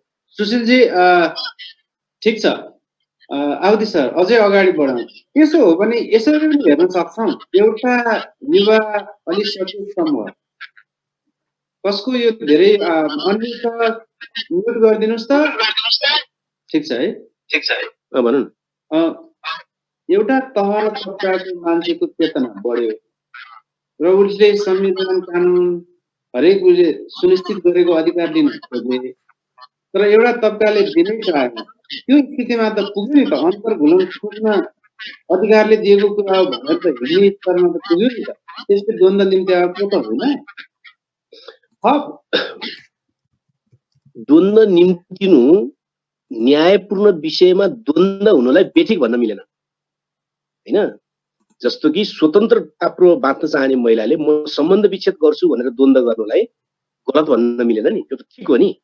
उसमाथि भएको अत्याचारको ऊ चाहिँ साक्षी बन्न चाहन्न, त्यो भोग्न चाहन्न भन्नुलाई द्वन्द्व भनेर बुझ्दैन। द्वन्द्वका पनि दुईटा पाटो हुन्छ नि, न्यायको निम्ति गर्न खोजेको द्वन्द्व, हुने द्वन्द्व, वा अन्यायलाई स्थापित गर्नका निम्ति गरिने द्वन्द्व वा हुने द्वन्द्व। जहाँसम्म उत्पीडितहरूले नेपालमा केही अधिकार पाउन खोजियो, अझ हामीलाई अधिकार चाहियो भनेर न्यायपूर्ण ढङ्गले बोल्नुलाई त हामीले नकारात्मक द्वन्द्व भन्नु भएन। यो त समाजलाई अगाडि बढाउनका निम्ति उनीहरूले अघि सार्नु पर्ने नै कुरा हो नि। उनीहरूले अघि सारेनन् भनेदेखि त कसले अघि सार्छ होइन? त्यो त अघि सार्दैन। दुख्नेले पहिला ऐया भनेपछि न अर्काले मलम लाउन आउने हो। दुख्नेले त ऐया भन्छ, दुख्नेले ऐया भनेको कुरालाई द्वन्द्व भनेर बुझ्नु भएन, बरु त्यो अनिवार्य परिवर्तनका निम्ति चाल्नु पर्ने कदम भनेर बुझ्नु होइन। समाजलाई गति दिनका निम्ति, सकारात्मक गति दिनका निम्ति अनिवार्य रूपमा व्यवधानहरू छन्। त्यो व्यवधानसँग त ठोकिनै पर्छ नि होइन। किनकि बाधा नभइकन प्रभाव हुन्छ र? हुँदैन नि, बाधासँग ठोकिएपछि प्रभाव हुने। त्यसकारणले त्यसलाई हामीले द्वन्द्वको रूपमा बुझ्नु भएन। यदि त्यसलाई द्वन्द्वको रूपमा बुझ्नु हो भने त सकारात्मक पहल भन्ने त अन्त्य हुन्छ नि समाजमा। बोल्नै भएन, कसैले आफूलाई अन्याय भयो भने त बोल्नै भएन, बोलेको द्वन्द्व हुने भयो। त्यो त्यसरी त बुझ्नु हुँदैन जस्तो मलाई लाग्दछ। त्यस्तो होइन। स्वाभाविक रूपमा भएको चाहिँ के हो त भने नेपाली समाजमा चेतना, उत्पीडितहरूको चेतना चाहिँ अगाडि बढ्यो, तर राज्य र राज्य सञ्चालक गर्ने वर्ग र शासकहरूको चेतनामा चाहिँ आधारभूत परिवर्तन आउन सकेन। समस्या यहाँनिर, समस्या ठ्याक्कै यहाँनिर। अलिकति आज यो किन इको आइरहेको,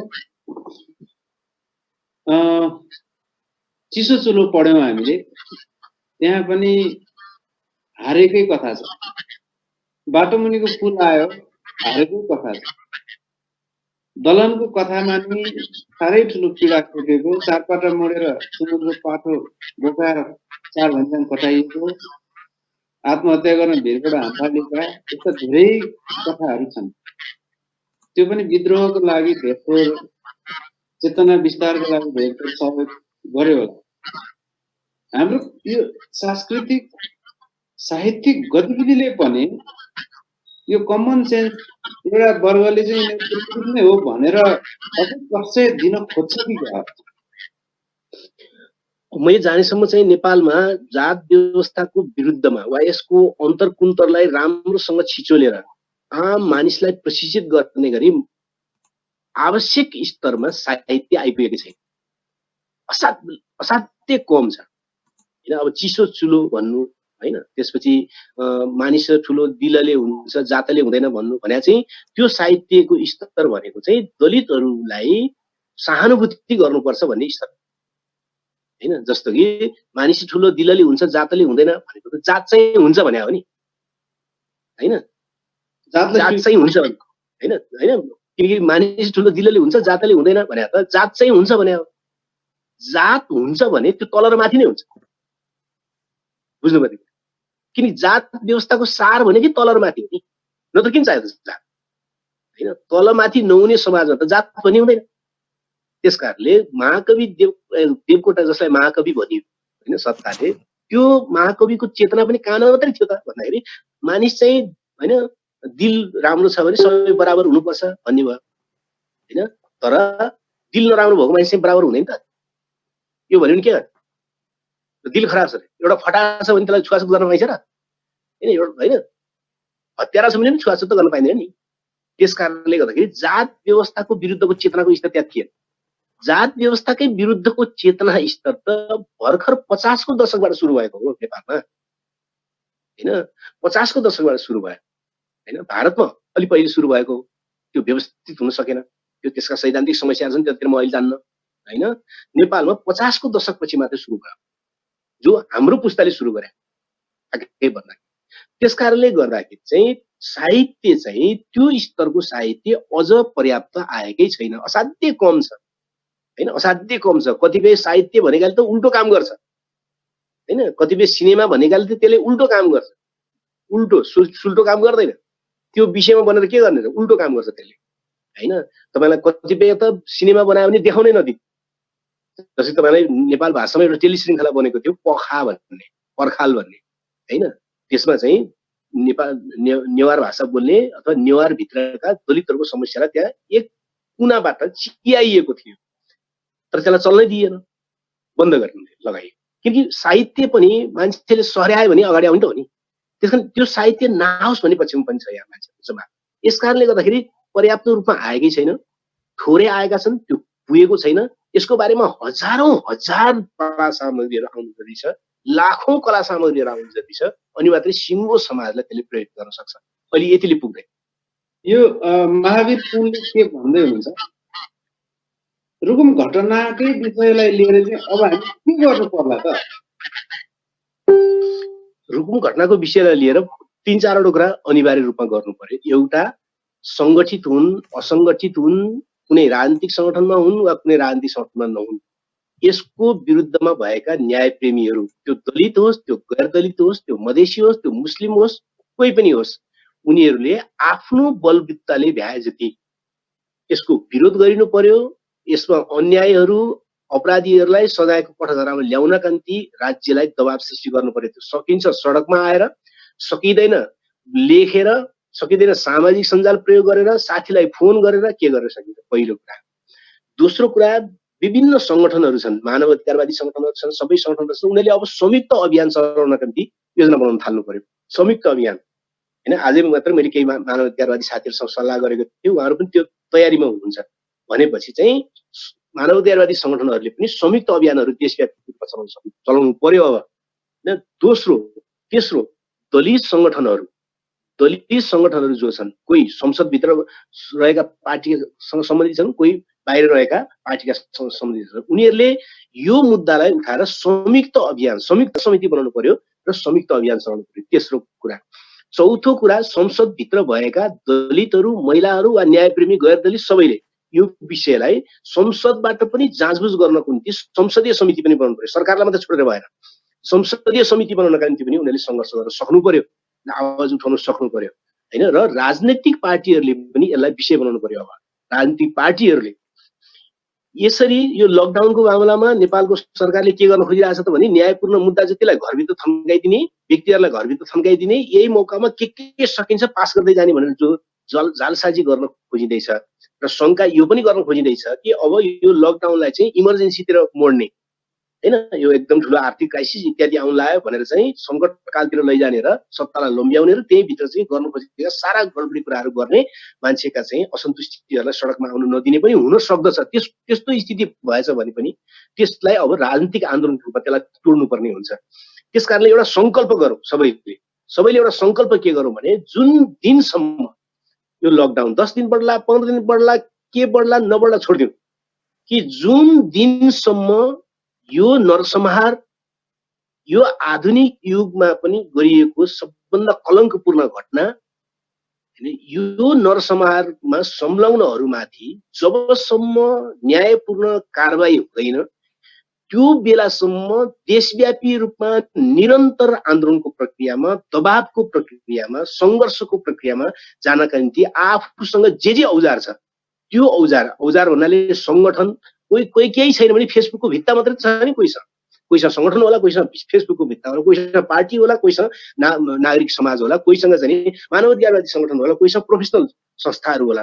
ती सबैले यसलाई एउटा सङ्घर्षको एउटा विषय, यसलाई अभियानको एउटा विषय बनाउनु पर्यो र सरकारलाई एउटा कठघरामा उभ्याउनु पर्यो। किनकि 68 देखि यो 8 वर्षको बिचमा 8 वर्षको बिचमा 18-19 जना मान्छेहरूको हत्या भइसकेर कहिले कुनै पूर्वपक्ष भएको छैन र यो एउटा निकै ठुलो विषय बनेको छ र यसले हामीलाई के पनि गर्न सक्दछ त भने नेपाली समाजमा रहेको जात व्यवस्था र नेपाली समाजमा रहेको सामन्तवाद र नेपाली समाजमा जात व्यवस्था सहित पनप्न खोजेको पुँजीवादका विरुद्ध नयाँ सामाजिक पुनर्जागरणको बिन्दु पनि यो बन्न सक्छ।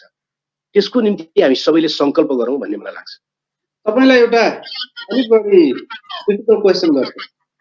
कुनै समय तपाईले मलाई नै भन्नुभएको थियो जुन अहिले भइरहेको दलहरू छन् त्यही भित्रैबाट लड्यो भने हामीले यो समुदायले अझै बढी लाभ हासिल गर्न सक्छ, छुट्टै किसिमले अगाडि बढ्न हुँदैन भन्नुहुन्थ्यो। तपाईँ त अलग्गिएर छुट्टै किसिमले अगाडि बढ्न खोज्नु भयो नि। यसले त झन् दलित आन्दोलनलाई गति पार्ने होइन तपाईँको पहिला विचार अनुसार? त्यस्तो केही पनि छैन। मैले तपाईँलाई जुन बिन्दुमा भनेको थिएँ मलाई त्यो प्रश्न याद छ। त्यो बेलामा हामी संविधान निर्माणको प्रक्रियामा थियौँ। संविधान निर्माणको प्रक्रियाबाट अलग भएर हामी कुनै पनि त्यति बेला हुन सक्ने उपलब्धि लिन सक्ने अवस्थामा थिएनौँ। त्यसकारणले गर्दाखेरि मैले तपाईँसँग कुरा गर्दाखेरि वा जोसुकैसँग कुरा गर्दाखेरि भने के थियो भने अहिले जुन जुन पार्टीमा भए पनि संविधान सभाभित्र एकताबद्ध भएर बाहिर पनि एकताबद्ध भएर संविधानबाट अधिकतम के गर्न सकिन्छ त्यसमा गर्नुपर्छ, यो नै अहिलेको मुख्य रणनीति हुनुपर्छ भनेर भनिएको थियो र त्यो अभियान असफल भएको पनि होइन। तर भयो के त भने पहिलो संविधान सभा विघटन भएपछि र दोस्रो संविधान सभा चाहिँ उत्पीडितहरूको विरुद्ध बनिसकेपछि स्वाभाविक रूपमा त्यो च्याप्टरको क्लोज भयो। अर्कोतिर चाहिँ त्यो च्याप्टर क्लोज भयो, अर्कोतिर मानिसहरूले आफ्नो विचार अनुसार छुट्टा छुट्टै पार्टी बनाएर आन्दोलन कमजोर हुने होइन। आन्दोलन कमजोर हुने भनेको ती फरक फरक ठाउँमा रहेकाहरूलाई संयुक्त मोर्चामा ल्याउन इमानदार प्रयत्न नगरेपछि हुने हो हैन। त्यसकारणले हामी त नेपालमा मात्रै होइन विश्वव्यापी रूपमा रहेको मण्डलीकृत पुँजीवादी व्यवस्था अब मानव जातिको पक्षमा रहेन। अब यसको विकल्प खोज्नुपर्छ, समाजवादी विकल्प खोज्नुपर्छ भनेर नयाँ विचार सहित अगाडि बढ्न खोज्या हो। यसले सकारात्मक पहल गर्ने कुनै पनि सानो वा ठुलो प्रयत्नलाई असर गर्दैन। हामीले भनेका छौँ कि हामी कुनै पनि सानो वा ठुलो सकारात्मक प्रयत्नको त साथमै छौँ नि। हामी कहाँ अलग छौँ र? हाम्रो शक्तिले भ्याए त हामी सघाइरहेको हुन्छौँ, हामीले आफ्नो वैचारिक अभियान चलाइराख्ने हुन्छौँ। त्यसकारणले त्यसले फरक पार्दैन। मुख्य कुरा भएको के हो त भने राजनीतिक पार्टीहरूमा त विभिन्न उत्पीडित समुदायको मान्छे त लाग्ने भयो नि, उसको विचार अनुसार लाग्ने भयो नि। त्यो सङ्घर्षको निम्ति समस्या हो। समस्या के हो त भने उनीहरूलाई संयुक्त सङ्घर्षमा आवश्यकता अनुसारको सङ्घर्षमा जोड्ने हामीसँग होइन नि। मधेसमा रहेको पार्टीदेखि लिएर होइन स्थानीय पार्टीदेखि लिएर कोही चाहिँ राजतन्त्रलाई मान्दै भर्खरै छोडेका पार्टीदेखि लिएर सबै पार्टी एक ठाउँमा आएको हो। त्यो संयुक्त मोर्चाको निम्तिले आएको। पहिला एउटै पार्टी बनाऊ अनि गणतन्त्र ल्याउँ भनेर त हुँदैन थियो होला नि त। त्यस कारणले पार्टी अलग हुनु र नयाँ अभियान चलाउनु एउटै कुरा होइन, त्यसले फरक पार्दैन। मुख्य कुरा चाहिँ हामीले आजको आवश्यकता अनुसारको संयुक्त मोर्चा कुनै पनि विषयमा गर्नु पर्यो र आज जरुरी छ कि यो विषय हाम्रो निम्ति प्रस्थान बिन्दु हुन सक्छ। तपाईको जीवन पनि अन्तर्जातीय विवाहसँग जोडिएको छ। जनजाति समुदाय एउटा ठुलो शक्ति हो नेपालको भनिन्छ। ऊ पहिचानको लागि सकेसम्म बाह्य समुदायसँग बिहे गर्न हुन भन्ने स्थितिमा छन्। कतिपय ठाउँमा स्थानीय सरकार आएपछि त जग्गा पनि बाहिरकोलाई किन्न नदिने भनेर नीतिहरू ल्याएका छन्।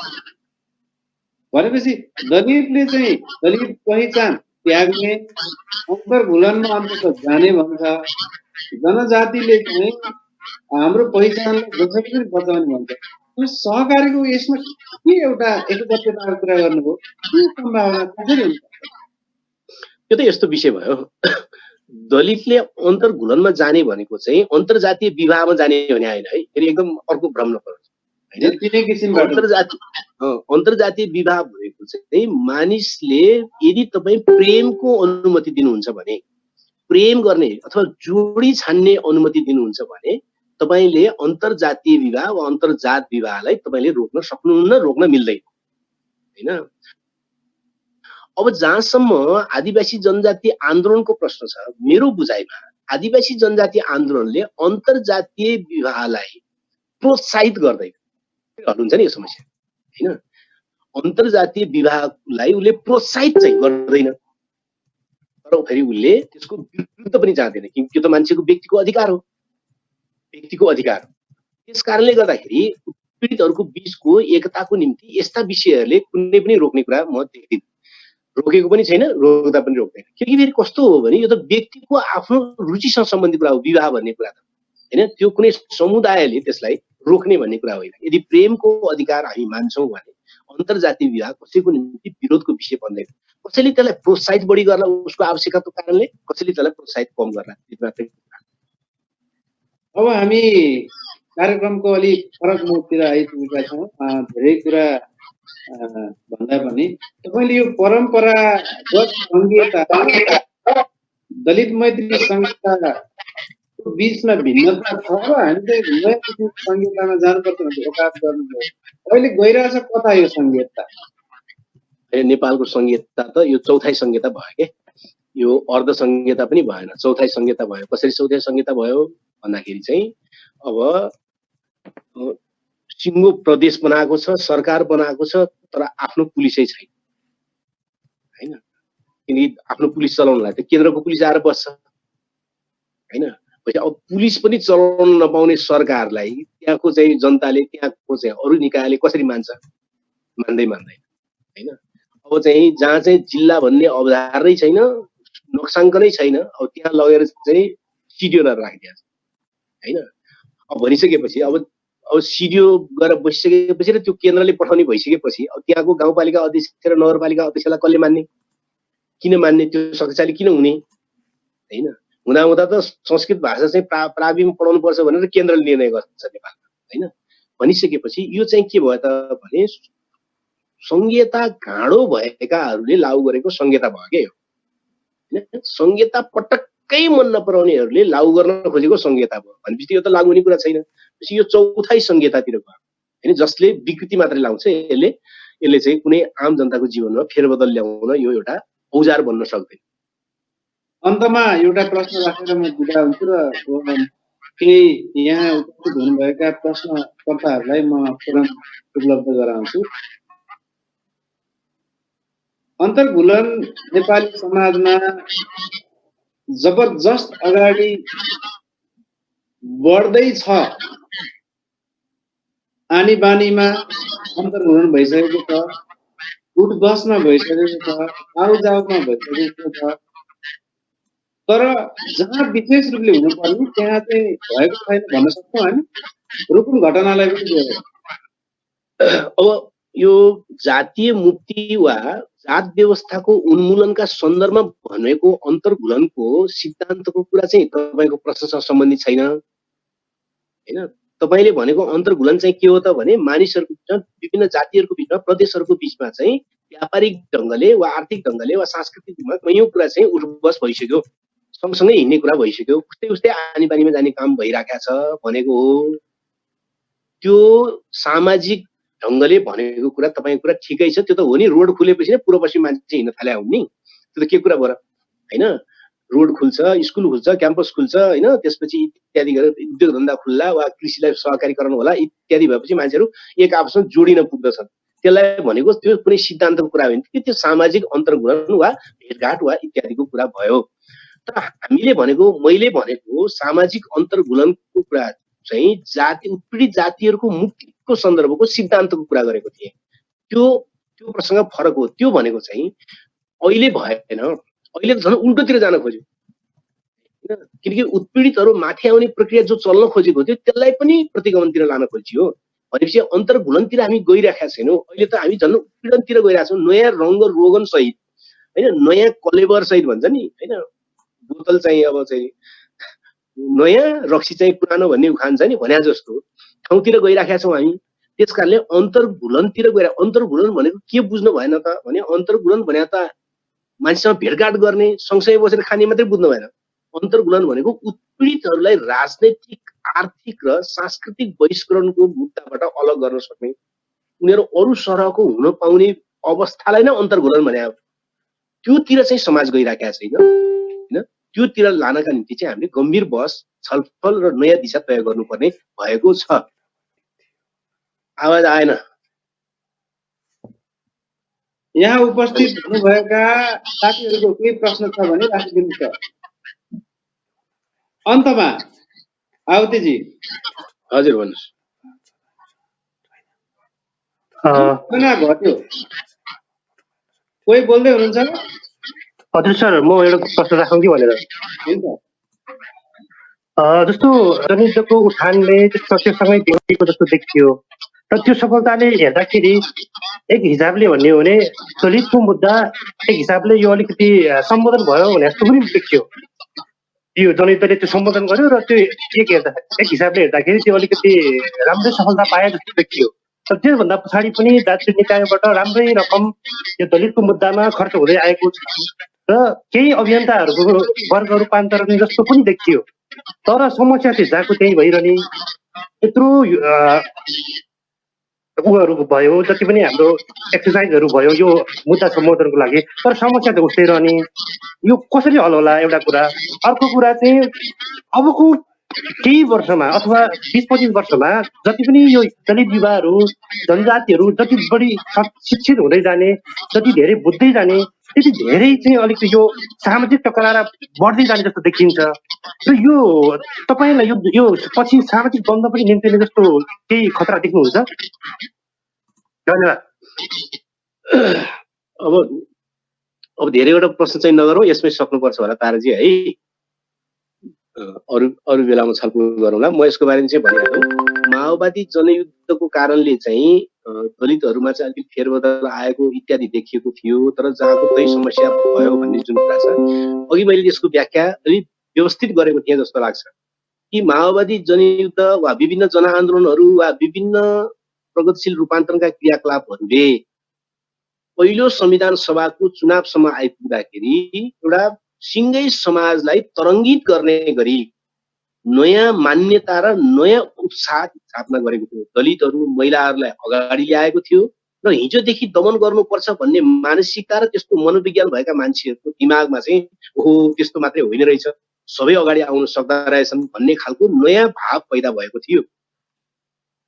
तर भइदियो के त भने प्रतिगमन भन्ने हुन्छ नि त। जस्तो कि त्यहाँ बेलासम्म भएका उपलब्धिहरू चाहिँ बिस्तारै पहिलो संविधान सभा विघटन हुनु, दोस्रो संविधान सभाको चुनाव हुनु र त्यहाँ उत्पीडितहरू विरोधी बहुमत बन्नु, त्यसपछि हिजोदेखि युद्धमा आएको पार्टीको मुख्य नेतृत्वका चाहिँ क्रमशः सुधारवादी, क्रमशः चाहिँ हिजोकै चिन्तन, हिजोकै व्यवस्थाको समस्या चाहिँ लम्पसार पर्दै जानु गर्ने क्रम र अनि नयाँ संविधान बन्दाखेरिसम्म आइपुग्दा त हिजोदेखि उपलब्धि भएका चिजहरूलाई त आधारभूत रूपमा उत्पीडितका सन्दर्भमा त उल्टाउने काम भयो होइन।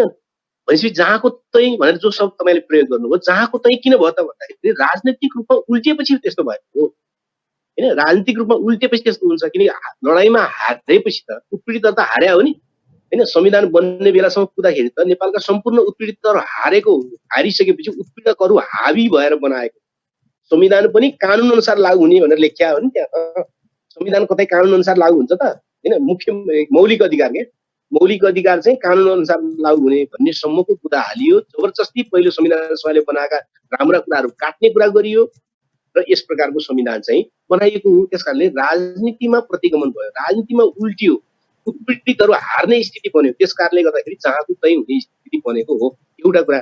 दोस्रो कुरा चाहिँ यसले त द्वन्द्व हुने तपाईँ देख्नुहुन्छ भनेर देख्नुहुन्छ। म सकारात्मक द्वन्द्व हुने चाहिँ म देख्छु र सकारात्मक द्वन्द्व हुनै पर्दछ। सकारात्मक द्वन्द्व भने के हो त भन्यो भने सकारात्मक द्वन्द्व भनेको चाहिँ खराब चिजको विरुद्धमा असल चिज परिवर्तन गर्दै जाने भनेको हो। असल चिज परिवर्तन कसले गर्न अगाडि सर्छ त भन्यो भने जो चेतनाले सबभन्दा अगाडि बढ्दछ। त्यसकारणले द्वन्द्व हुन्छ, हुनुपर्छ, तर त्यो द्वन्द्व विध्वंसात्मक होइन, बरु त्यो द्वन्द्व सृजनात्मक हुनुपर्छ, हुन्छ हैन। त्यसकारणले द्वन्द्व हुनै पर्छ र नयाँ चेतनाका युवाहरू जो आउँदैछन् उनीहरूले नयाँ आफ्नो भविष्य कसरी बनाउने भनेर त पुरानो गलत चिजको विरुद्ध त प्रहार गर्छन् नि, गर्नै पर्छ। र त्यसमा सम्पूर्ण उत्पीडित युवा मात्रै होइन, उत्पीडक समुदायमा विकसित भएको प्रगतिशील हिस्साले पनि त्यसमा भाग लिन्छ, लिँदै आएको छ, त्यसो लिनुपर्छ भन्ने मलाई लाग्छ। ताराजी। हस् आवतीजी, अब हामी कार्यक्रमलाई बिट मार्दैछौँ। हामीले पछिल्लो समय केही अपडेटहरू दिएको थियौँ, त्यहाँ 3 जनाको लास खोज्ने क्रम चाहिँ व्यापक छ भन्ने कुराहरू आयो। हिजो बेलुका पनि त्यहाँ प्रदर्शनहरू भएको थियो जाजरकोटमा, अनि आज बिहान पनि भइरहेको थियो, अझै हुनेवाला छ भन्ने कुराहरू थियो। देशभरि प्रदर्शन चर्किँदैछ, एजुकेसनमा गइरहनु भएको छ। एकपछि बाल विवाहको केस भनेर एउटा बहसलाई अन्त मोडिरहेको छ भने एउटाले जाति विभेदै हो भन्ने एउटा समूह छ। यसभित्र दलित गैर दलित दुवै छन्, दलित समुदायसँग पनि गैर दलितहरू पनि धेरै मिसिनु भएको छ। अलि बढी भावनामा बहकिन लागेको युवा दुवै तर्फकालाई केही तपाईँको सल्लाह सुझाव छ भने त्यो राखिदिनु हुँदै हामी चाहिँ कार्यक्रमलाई अन्त गर्न चाहन्छौँ। अन्तिममा दुई शब्द बाँकी छ भने राखिदिनु होला। धन्यवाद। भन्ने जति कुरा भनियो, अरू कुरा पनि आवश्यकता अनुसार भन्दै जाउँला, तर मुख्य कुरा के हो भन्दाखेरि चाहिँ अब बहसलाई तन्काउन त जसले जता पनि सक्छ, तर मुख्य कुरा हो मानिसको सामूहिक हत्या भयो। अरू जतिसुकै तर्क गरे पनि हत्या बराबरको तर्क त हुनै सक्दैन नि। कुनै तर्कले हत्यालाई माफी दिन मिल्छ र? त्यो त मिल्दैन। त्यस कारणले गर्दाखेरि हामीले बहसलाई क्रमशः एकोर्याउनु पर्छ र अलिअलि छिटफुट त समाजमा जस्ता मान्छे पनि भइहाल्छन् हैन, त्यस्तो आइरहन्छ, त्यो मुख्य कुरा होइन। र मैले बुझेसम्म र मैले अध्ययन गरेसम्म अहिले सिङ्गो देशको न्यायप्रेमी जत्था, न्यायप्रेमीहरू चाहिँ एकोरिएर नै यसको न्यायपूर्ण समाधानको पक्षमा, अपराधलाई निश्चित गर्ने पक्षमा र अपराधीहरूलाई कठघरामा ल्याउने पक्षमा नै एकमुख हुनेतिर नै गइरहेको छ। यो खुसीको कुरा हो। यसलाई धैर्यतापूर्वक तर दृढतापूर्वक अगाडि बढाउनु पर्छ, सबै लागौँ भन्ने लाग्छ। हस्, आजको यस बहसमा उपस्थित भइदिनु भएर हामी माझ यो विचार राखिदिनु भएकोमा हाम्रा विश्लेषक तथा दार्शनिक व्यक्तित्व आवतीज्यूलाई धेरै धन्यवाद।